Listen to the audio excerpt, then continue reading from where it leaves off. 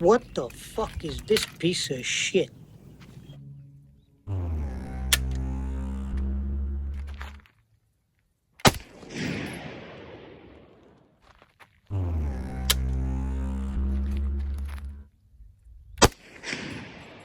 Again, it's good PPU ammunition.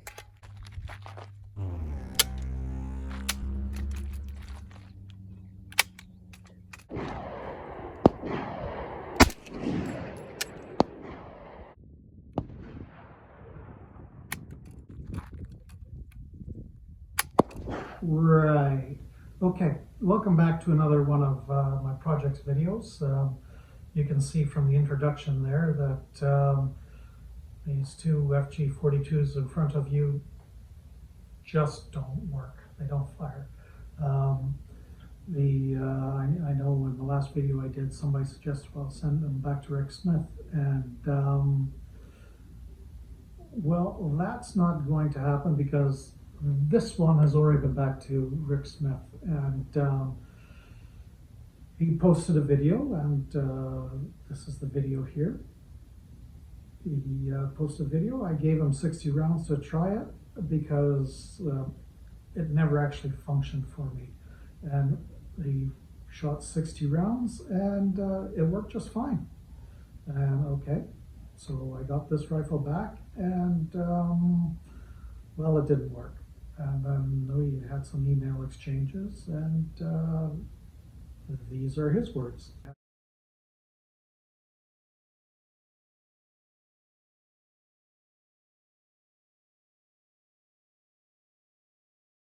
So because both of these rifles don't work, this one is less a bag of steaming poo than this one is. So I'm going to focus on this one for now, and we'll just put this one away. So I suspect there's a chamber issue with this rifle. There's three considerations for this chamber. One, that it's normal and works all right. So we know that is not a true statement. The first issue would be that the chamber is too deep, allowing the case to go too far forward, and not enough energy impacting the anvil inside the primer with the firing pin. And the last one could be that the chamber is too short, which means the case sticks too far back and the bolt can't close correctly, and there's friction in between the op rod and the bolt itself. So and that would reduce the speed of the firing pin, causing light strikes or just not firing at all. So what I've done is I've got 3 primed cases here. They are 2.25 inches, so it's short. And the goal here is that because the neck is shorter than the shoulder, if the chamber is too long, the neck won't hold it back, and the bolt will push the case too far in, or sorry, the bolt will sit on the face of the barrel, and the firing pin will push it far enough forward that it will be a light strike. That's the idea behind that one. And then we have 2.240 inches, which is the maximum case length, and that one should work fine. And then I have a case here which is 2.262 inches, which is way too long. It probably came out of an FG42, but this one should hold the base of the case. So the mouse should press against the throat of the chamber, and the base will be too far out the back. And what should happen is the bolt won't rotate enough, and that case won't fire. So I'm going to go try these, and we'll come back and see how that worked. All right, we're out here in the Arizona wastes. I have those three cases. I have the correct full length one, the short one, and the long one. And we're just going to try these cases out and see how they work. So the short one fired just fine. I expect this one to work. And the long one, no. The long one did not work. And the rifle is now jammed. So now that we've seen how the cases worked, the short one fired okay. So that gives me the feeling that the chamber is not too deep and everything's fine. The maximum case length fired fine, as it should. Now, the case that was too long acted as I would expect, that the firing pin didn't have enough velocity and energy to set off the primer. However, as you've seen from the video, it did have a nasty jam. And so I think there's a different issue. What I'm going to do next, I'm going to take the maximum case length case that I have here. I've got Privy Partisan, I think they're 198 grain match full metal jacket projectiles. I'm going to load it into this case at the same length as factory match ammo. Then I'm going to blacken the projectile to see where the rifling, or if the rifling touches the projectile. So that's my next stop. And we'll have a look at what that looks like and give it a try. I've blackened the case and some of the soot has worn off just by touching the cloth here. What I'm also going to do is I'm going to put a tiny black dot on the bolt so that we can see if it rotates. So I'm going to do that right now. Got the black dot on there. Don't know if you can see it. Perhaps I can zoom in. I'm now going to put I'm actually going to put something on the black bolt legs first, but I'm going to try and chamber this round. This is a 200 grain, 198 grain, can't remember. It was only a few seconds ago in the video. That is seated to the same depth as factory ammunition. So we're going to put that in and see if it will, if the bolt will fully rotate.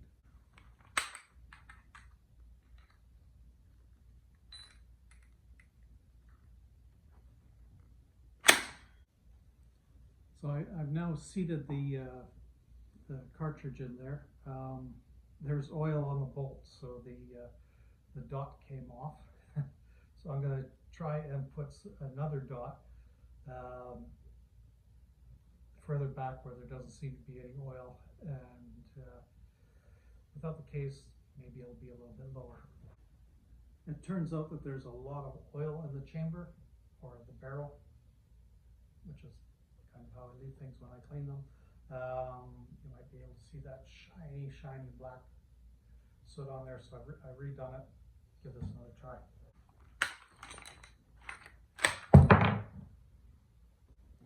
Now, I know you can't see it from there, but there is a really bright, shiny ring right at my thumbnail there that is starting to appear.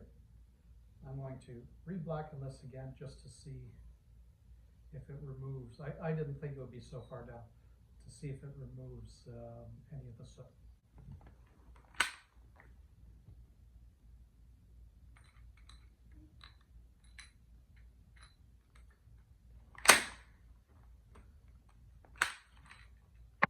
So this case,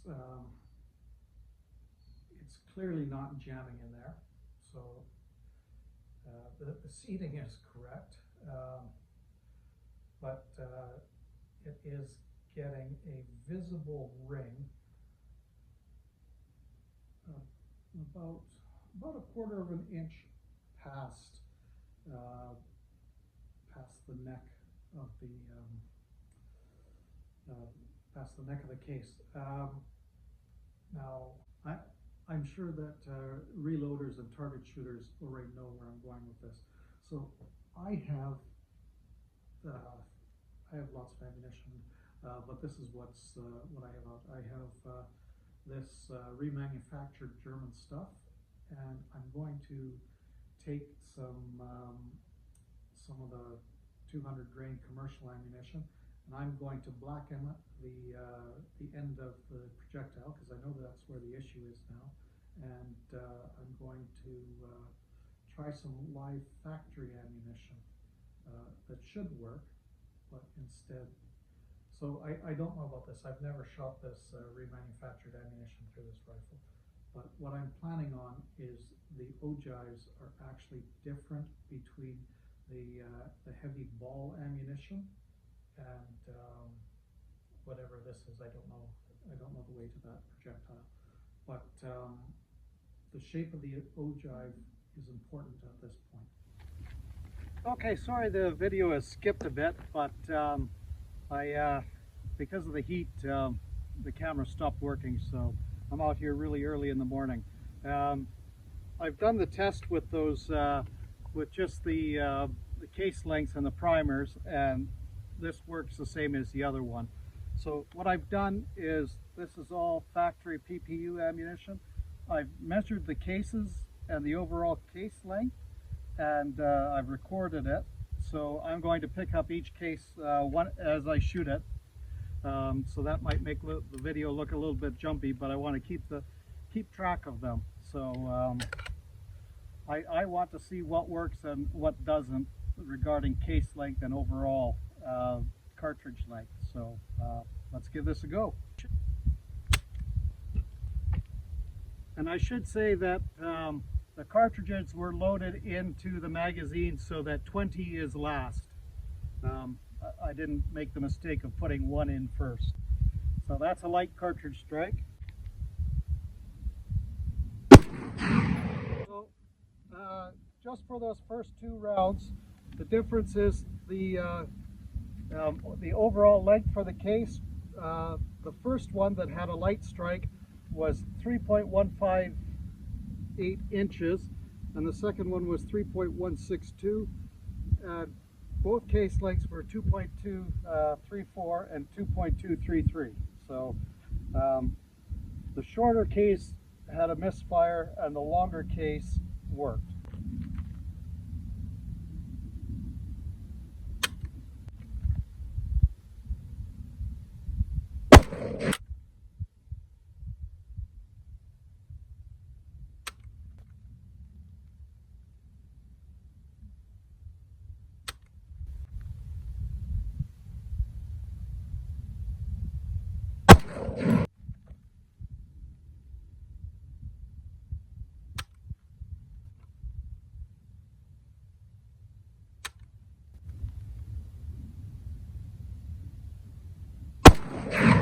So with the first 10 rounds shot, I'm working on a 40% success rate, and I'm not seeing a pattern yet.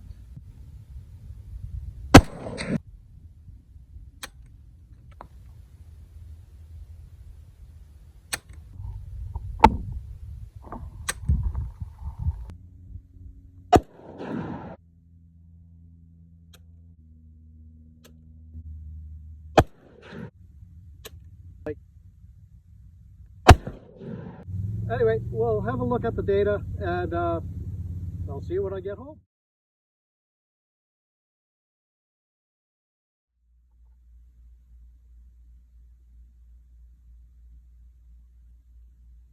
Okay, we're doing the same drill as yesterday. This is PPU match ammunition, 200 grain. I opened a new bag and I sorted it. The case lengths were all generally the same, so I don't care about that. They were 2.230 on average, and really close, maybe plus or minus 0.002 on it. So I haven't recorded the case length. However, all of these overall lengths are in the 3.167 plus range, and I'm going to see if these ones function.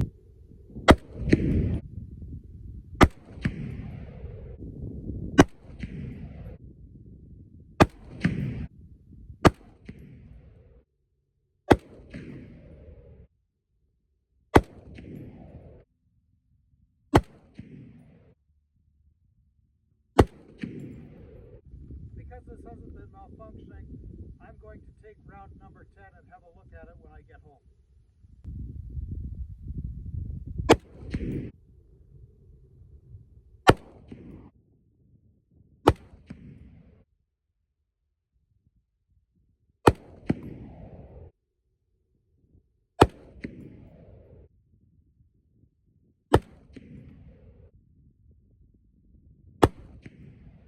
Never prevalent jam.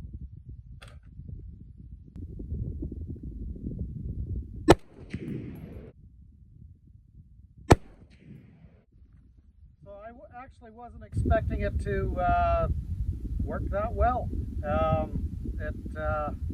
This is a new batch of ammunition. I pulled out, the 80 rounds comes in a bag, and I sorted it out for the shortest and longest, and all of the longest seem to function fine. So, however, you saw what the last batch of ammunition looked like, and I can actually repeat that with hand loading how it functions. So let's go and discuss this.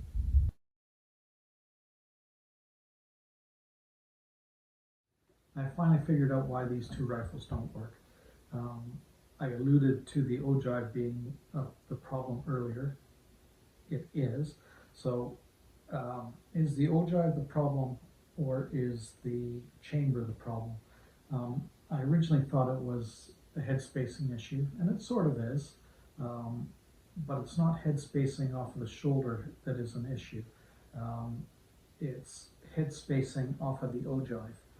So this ammunition here is the ammunition that worked perfectly. This round I obviously I didn't fire because I wanted to see if there was anything on it. And this is the ammunition that didn't work. Okay, I should say the ammunition that didn't go off. It was the rifle that didn't work. And this is a known issue. So you can see that all of this ammunition has a very distinct witness mark on it. You can see that in the picture here. And this ammunition also has the distinct witness mark. However, they're at a different place. And if you measure them, as you can see in this picture here, they're quite a bit further apart and where they're located on the projectile. So obviously it wasn't the case. It wasn't the length of the bullet that is causing that issue. However, if you increase the length, you will get misfires like this, for the reason that the ogive is hitting the rifling and causing the case to sit too far back in the chamber and giving you a headspace issue. This is caused by the SAMI-spec chamber is designed around 170 to 185 grain bullets, and like I said, it's an actual known issue. So if these have a SAMI-spec chamber, they will not function reliably with heavier projectiles like 195, 200 grain. Now, if they were reamed out to a K98 type of chamber or a FG42 or 34 machine gun type chamber, those chambers are different than SAMI-spec because they're designed to take heavy ball ammunition. SAMI-spec chambers are not designed around heavy spec ammunition, and if these are a SAMI-spec chamber that has been reamed out to take heavy ball ammunition, then these are a quality escape and they're still a SAMI-spec chamber, which means that the functionality with heavy ball ammunition is abysmal. Because I found out that it wasn't the case difference, the case length difference, or the projectile, or the overall cartridge length that was the problem. These projectiles in these two boxes are all the same diameter. These are at the case mouth, these are 0.321. These at the case mouth are 0.322 or 0.323. So they're perfectly in spec.